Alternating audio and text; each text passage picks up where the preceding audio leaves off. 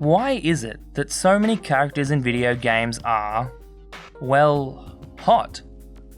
This could be the result of a psychological principle called the Halo Effect, where we think attractive things are better than they actually are. Let's investigate this further.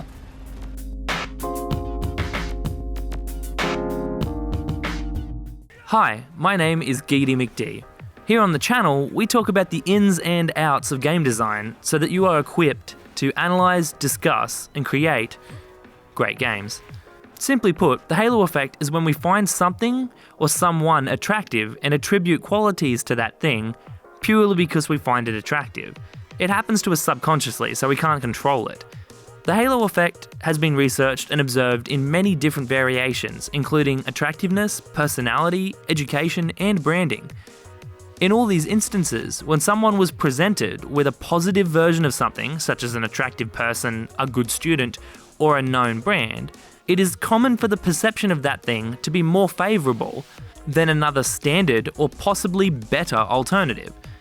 This carries on to mean if a person is seen to be more attractive, we may think a range of their other traits are better too. This is a passage from Catherine Isbister's book, Better Game Characters by Design. Studies have shown that many qualities are attributed to people with attractive features. These qualities include being seen as warmer, kinder, stronger, more sensitive, more outgoing, more socially persuasive and dominant, and even smarter than others. And this behaviour is something that we can tap into to improve a character's first impression. Attractive people are psychologically easier to like than unattractive people. By making the main character of our game attractive, we can potentially adjust the opinion the player has of them initially. Thinking about this in a more marketing sense, the main character is often seen on the marketing materials like posters and trailers and sometimes on the box art. Hell, Lightning from Final Fantasy XIII was used as a model to sell designer clothing and accessories for Louis Vuitton, and other characters from Final Fantasy XIII have been used by different companies also. The player will be spending a lot of time with this character, so it's a good idea to take all the opportunities possible to make the player like the main character. So if the Halo effect is applied in this situation, making the main character attractive will prime the player to formulate a good first impression, thus liking the player more and setting off the game with a positive vibe. Let's also remember that the first time you see the main character might be on a poster or a trailer months before you buy the game. We've talked a bunch about the good.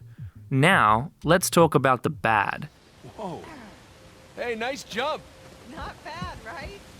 Way to go, Nate. Piss a girl like that off. Idiot. There is research showing that not only do we apply the Halo effect to people who are attractive, thinking of them more highly and other traits as a result, but there is an opposite effect we apply to someone that our initial impression of is negative.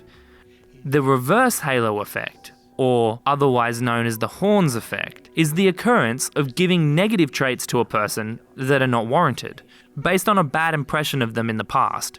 So for example, an unattractive person may be assumed to be less empathetic, less intelligent, or less caring just because they don't conform to what is considered attractive. This is a bad thing for society, but it is something we can utilise to take advantage of in our game characters. In opposition to being attractive, an ugly character can be seen as more difficult to like, or, as it is more fun to think of, easier to hate. This makes unattractive characters good candidates for antagonists in your game. We can utilise the horns effect to craft the player's opinion of the character. Unattractive characters should be used sparingly, however, as the less your player feels negatively towards your game, the better. It might be possible to overuse the horns effect and come off worse. How exactly do we make characters attractive? This is a fair question given what we just discussed.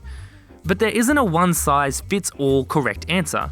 Health, the quality for a person to be healthy, and symmetry of features, where features on one side of the body match features on the other side of the body, are consistent benefits for attractiveness across all cultures.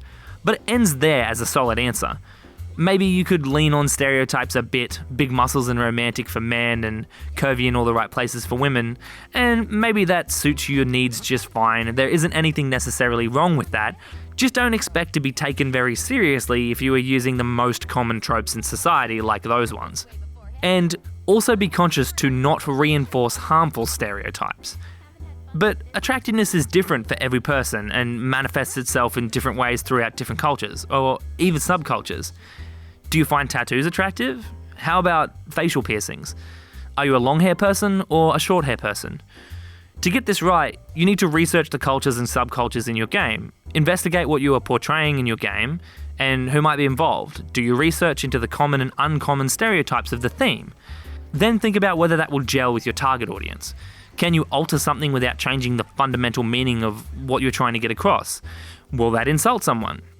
Also be aware that along with conventional attractiveness, shows of affection vary from culture to culture too. It isn't okay to kiss your partner in public in every country in the world. While cultures are slowly changing over time, and so are their displays of affection, if your game needs to leverage affection as part of the use of attractiveness, it may also be appropriate for another trip to the books if you really want to nail the realism or if you want to reflect a certain time period. Why don't you guys tell me what your favourite attractive or unattractive character is? Drop that character in the comments section. Or do you have an example of the horns or halo effect in action in a game? If you stop and reflect knowing what you know now, you'll probably be surprised at how liberally the halo effect is applied. If you wanted to drop this video a like, it will help it get in front of more people. And if you subscribe to the channel, you'll be in the firing line for a lot more game design content. Here on the channel, we talk about the ins and outs of game design so that you are equipped to analyze, discuss, and create great games.